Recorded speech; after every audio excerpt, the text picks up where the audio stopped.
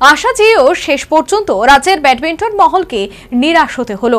North east interstate and zonal badminton চ্যাম্পিয়নশিপে ত্রিপুরাকে পদক শূন্য থাকতে হলো। রবিবার চ্যাম্পিয়নশিপের পরিসমাপ্তি। আয়োজক ত্রিপুরার ব্যক্তিগত জুনিয়র বালক বালিকা বিভাগে আংশিক আশার আলো থাকলেও উভয় ক্ষেত্রেই তা শেষ পর্যন্ত নিভে যায়। দ্বিতীয় রাউন্ডে স্বপ্ন ভঙ্গ। আক্ষরিক অর্থে north east interstate and zonal badminton চ্যাম্পিয়নশিপে বালক বালিকা পুরুষ মহিলা দলগত ব্যক্তিগত এমনকি ডাবলস মিক্সড ডাবলস সর্বক্ষেত্রেই অসম এবং মণিপুর আধিপত্য দেখানো।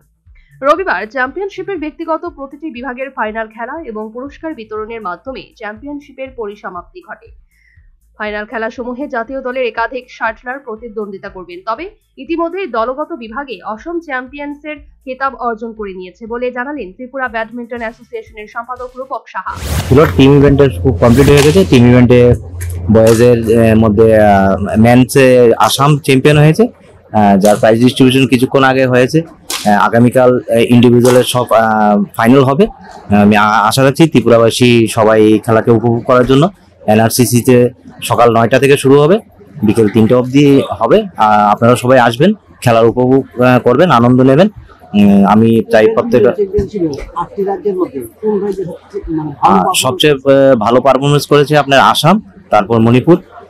ইকুইভ্যালেন্ট হয়েছে, হয়তো কোনো জায়গায় আসাম চ্যাম্পিয়ন হয়েছে, কোনো জায়গায় মণিপুর চ্যাম্পিয়ন হয়েছে, কিন্তু ওভারঅল গেম খুব টাফ গেমই হয়েছে সবগুলো। আক্ষরিক অর্থে শেষের পথে north east interstate and zonal badminton championship. ইতিমধ্যেই দলগত বিভাগে চ্যাম্পিয়ন অসম পুরস্কৃত। রবিবার ব্যক্তিগত ইভেন্টের ফাইনাল খেলাগুলো অনুষ্ঠিত হবে এবং পুরস্কার বিতরণের মাধ্যমে ত্রিপুরা ব্যাডমিন্টন অ্যাসোসিয়েশন আয়োজিত north east interstate and zonal badminton চ্যাম্পিয়নশিপের পরিসমাপ্তি। Bureau report, news vanguard.